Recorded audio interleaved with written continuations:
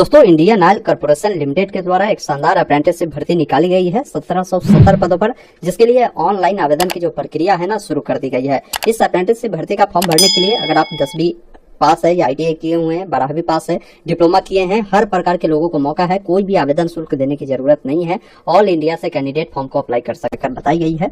जिसमें number of सीटों की बात की जाए तो 1770 पदों पर भर्ती है। 3 मई से आवेदन स्टार्ट है, तो जून तक फॉर्म को भर सकते हैं। बाकी डॉक्यूमेंट वेरिफिकेशन की भी इन्होंने डेट बताया है। उम्र आपकी 18 साल से 24 साल होगी। उम्र का गणना 31 मई 2025 के अनुसार किए जाएंगे। भर्ती आप देख भी पाएंगे कि भाई यहाँ कितनी भर्ती है। इसके लिए मैं कहूंगा कि यहाँ पर एक नोटिफिकेशन का लिंक है, जिस पर आप क्लिक करेंगे तो डिटेल नोटिफिकेशन आपके सामने आ जाएगा। जैसे यहाँ पर देखिए, ट्रेड का नाम इन्होंने बताया है, जो कि देखेंगे ट्रेड अप्रेंटिसशिप है अटेंडेंट ऑपरेटर के पद पर। इसके लिए कोई अप्लाई करेगा तो उनको 3 ईयर का BSc होनी चाहिए, जिसमें अपने मैथ, फिजिक्स और केमिस्ट्री पढ़ा है, तो फॉर्म को भर सकते हैं। यहाँ पर देखेंगे रिफाइनरी का नाम है कि कहाँ आपकी जो है अप्रेंटिसशिप है। इसके अलावा इसकी क्या पीरियड है वो देख पाएंगे, और किस कैटेगरी में कितनी भर्ती है वो देख पाएंगे। इसके अलावा देखेंगे ट्रेड अप्रेंटिसशिप है, जो कि फिटर में है, तो जो कैंडिडेट मैट्रिक साथ में ITI फिटर में किया है 2 साल वाला, फॉर्म को अप्लाई कर सकता है। 12 मंथ का ये आपके होने वाला है। इसके अलावा देखेंगे बॉयलर पे है, तो इसमें 3 ईयर का आपकी BSc होनी चाहिए। 24 मंथ की ये आपकी अप्रेंटिसशिप होने वाली है। इसके अलावा टेक्नीशियन अप्रेंटिसशिप डिसिप्लिन केमिकल में है, जो कि 3 ईयर का कोई डिप्लोमा किया है केमिकल में, वो फॉर्म भर सकता है।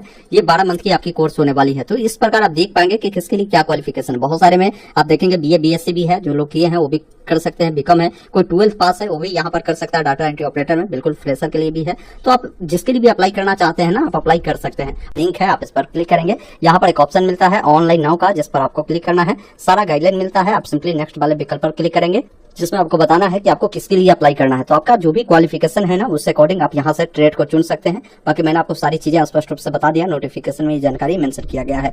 कैंडिडेट का जो भी नाम है ना, कैंडिडेट का यहाँ पर first name, middle name, last name लिखना है। किसी का नाम राम कुमार शर्मा है तो Ram first name, middle name Kumar, Sharma last name होगा। राम कुमार नाम है तो राम फर्स्ट नेम और लास्ट नेम कुमार हो जाएगा। जेंडर बताना है, लड़का है तो मेल, लड़की है तो फीमेल चुनना है। शादी हो चुका है या सिंगल है वो आप जानकारी बताएंगे। डेट ऑफ बर्थ के लिए कैलेंडर मिलता है। सबसे पहले जो भी डेट है, जो भी मंथ है, जो भी ईयर है, वो आपको डालना है। डेट आपका जो काउंट होगा 31 मई 2025 के अनुसार होगा। न्यूनतम 18 वर्ष आपकी उम्र जो होना चाहिए। पिताजी का जो भी नाम है लिखना है। माताजी का जो भी नाम है आपको यहाँ पर लिखना है। फिर आप किस धर्म से बिलोंग करते हैं वो आप बताएंगे, हिंदू, मुस्लिम, सिख, ईसाई। किस कैटेगरी से आप बिलोंग करते हैं उसको आपको बताना है। फिर आप किस राज्य के निवासी है वो स्टेट आपको यहाँ पर बताना है। नीचे आएंगे तो यहाँ पर जो भी कास्ट से बिलोंग करते हैं ना, तो कास्ट का नाम जो भी होगा आप यहाँ पर लिखेंगे। बाकी कोई अगर EWS से बिलोंग करता है तो अगर उनका सर्टिफिकेट बना है तो जानकारी आप बताएगा कि भाई EWS सर्टिफिकेट कब बना है।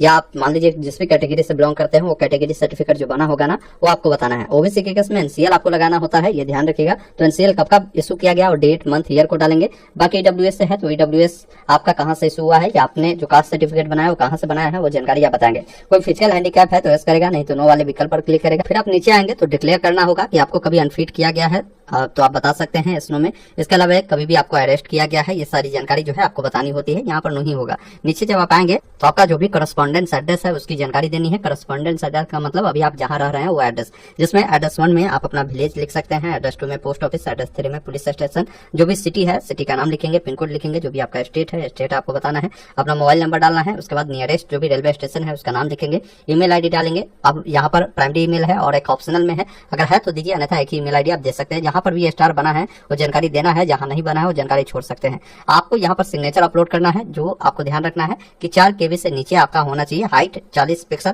और विड्थ 150 पिक्सल में रखना है। इसके अलावा यहाँ पर जो है फोटो अपलोड करना है, फोटो 10 KB से नीचे होगा। पिक्सल में बनाते हैं तो इस अनुसार आप बनाएंगे। उसके बाद नीचे आना है, एक ऑप्शन मिलता है नेक्स्ट का, जिस पर क्लिक करना है।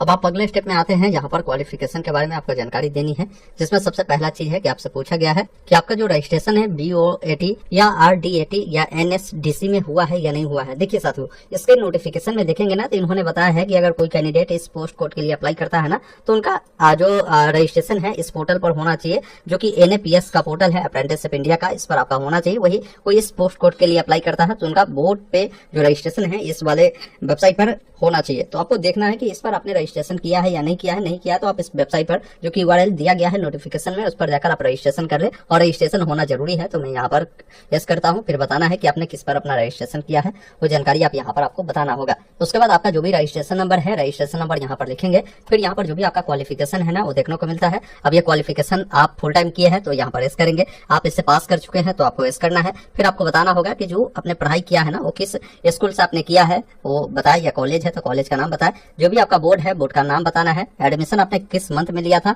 किस साल आपने लिया था वो साल बताएंगे। और यहाँ पर पूछा है कि आपने पास कब किया है, किस मंथ में, किस ईयर में, वो जानकारी आपको बताना है, ये ध्यान रखिएगा। बाकी कोर्स का जो भी ड्यूरेशन था ना वो आपको यहाँ पर देखने को मिलेगा, या आपका रिजल्ट जो पब्लिश हुआ ना वो डेट ईयर देंगे। और कोर्स का जो भी ड्यूरेशन है कितने साल कितने मंथ का था वो आप यहाँ पर बताएंगे। फिर नीचे आएंगे तो आपसे पूछा गया है कि आपका जो भी नंबर मिले हैं ना वो किस प्रकार है, ईयरली है या सेमेस्टर वाइज है, वो जानकारी आप सेलेक्ट करेंगे। अगर ईयरली है तो आपको बताना है कि फर्स्ट ईयर में आपको कितने नंबर मिले हैं वो जानकारी देंगे, कुल कितने का एग्जाम हुआ है वो देंगे और इसको ऐड करेंगे। फिर सेकंड ईयर की भी जानकारी आप यहाँ पर ऐड करेंगे। उसके बाद नीचे आएंगे तो आपसे पूछा गया है कि अगर आपके पास बी बीटेक इस प्रकार का है तो बताए, नहीं तो नो वाले विकल्प पर क्लिक कर आपको सिंपली नेक्स्ट वाले विकल्प पर क्लिक करना है। अब अगर आपके पास कोई एक्सपीरियंस नहीं है तो नीचे आए, यहाँ पर नो वाले विकल्प पर क्लिक करें और एक ऑप्शन मिलता है नेक्स्ट का, जिस पर क्लिक करें। यहाँ पर जो फी है ना किसी भी कैटेगरी को नहीं लगता है तो यहाँ कुछ करना नहीं है, नेक्स्ट वाले विकल्प पर क्लिक करना है। अब यहाँ पर आपने जो भी जानकारी दिया है डिक्लेयर कर पहले आप यहाँ पर क्लिक कर प्रीव्यू देखें। अगर सभी जानकारी सही है तो एक ऑप्शन मिलता है वैलिडेट नाउ का, जिस पर क्लिक करना है और एक ऑप्शन यहाँ पर मिलता है सबमिट का, जिस पर आपको क्लिक करना है।